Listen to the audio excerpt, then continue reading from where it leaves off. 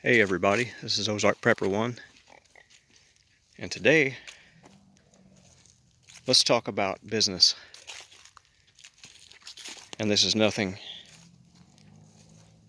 but a random thought. If you're running a small business and you have to hire someone, I don't recommend hiring friends or relatives. And it doesn't mean they're bad people. They can be great people, and it can backfire on you. What happens is they already feel a sense of entitlement because there's a bond with you already. So they feel that, hey man, you're my friend, or you're my relative, you owe me half of whatever we're doing. And that's just not sustainable in a business. And I'll tell you what person to look for if you want a business to thrive. First, you got to find an individual who doesn't have any substance abuse problem of any kind, even tobacco. You don't want those people. You just don't want them, because that's one more nuisance thing on your job. It doesn't look good for your business when you're in nicer neighborhoods or whatever you're doing. And the person you want to find is that guy that he's trying, but he doesn't know what to do. He's got that he's got the right motivation. He's not trying to impress someone. And this could be he or she, whichever. Because some of you people are female business owners, and you got to deal with the same thing. But you got to hire someone who is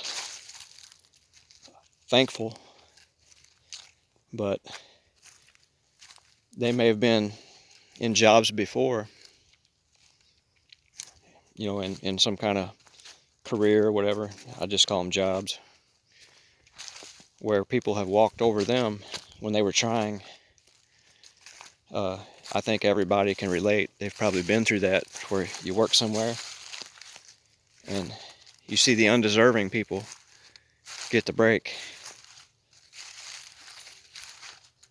You see those people get promoted just by who they fraternize with. But there's also that other person that works there that I'm talking about, that you should hire. That they're usually the person that works. They're quiet. They don't say much. They just do their job, but they have a lot of pitfalls in their life. But most of it is because of you can tell they have a sense of anxiety. They're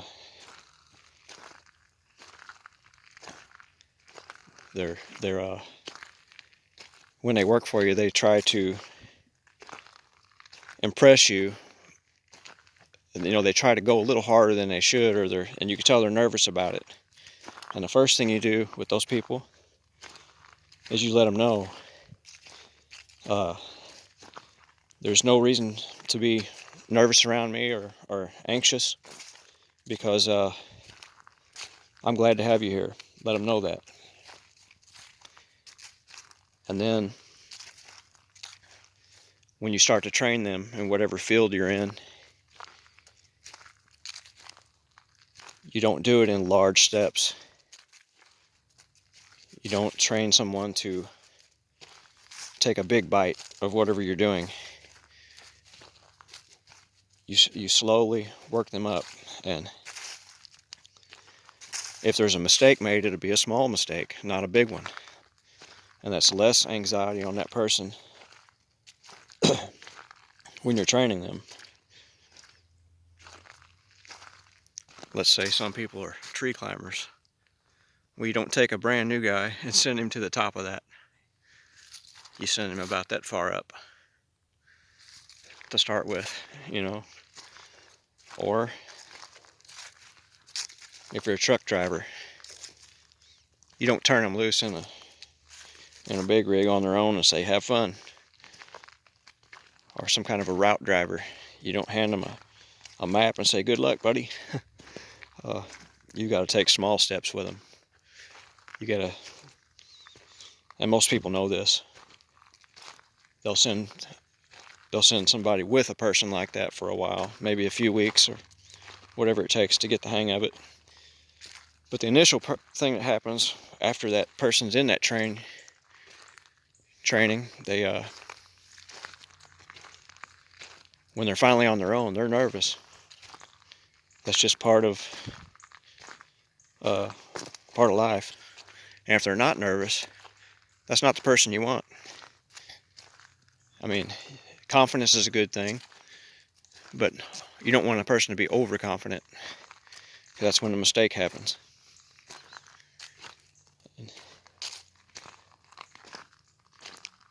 I just figured I'd put that out there because I see it in every place I've ever worked. I've seen them take a good person and they put them in a position to where they're going to make a mistake because they didn't train them right. They pushed them too hard right off the bat, and then when the person makes a mistake, they yell at them and tell them they're an idiot.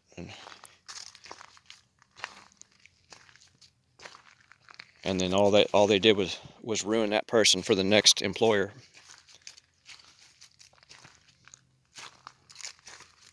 And I've been in both situations. I've been that nervous person working somewhere, and I've been the person that's hired that nervous person. And I've also hired that overconfident person. I've hired the drug addicts. I've hired some angry people, and they're all out there. But the best thing to do is to get a feel of who these people are. You know, talk with them. Show them what you do at first before you hire them. Give them an overview of it. Don't just hire someone and say, let's get to work, you know, because it won't work. Most of the time it won't. And find out why they want to work. If they're working just to have some money to party it up and have the flashiest vehicle in town, that's not the guy you want.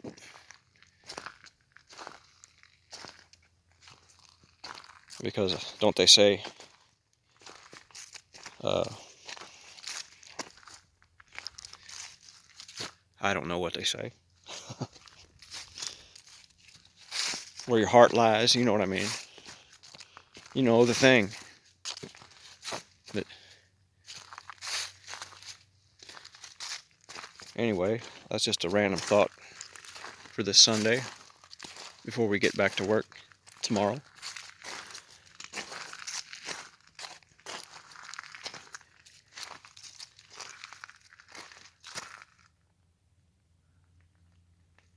Nice sunny day. How many of you people saw that video of the weird cloud this week? I looked up and I haven't seen anything but gray clouds, pretty much. We never get to see the cool stuff here. Anyway, hope you all had a great weekend. Ozark Prepper 1 out.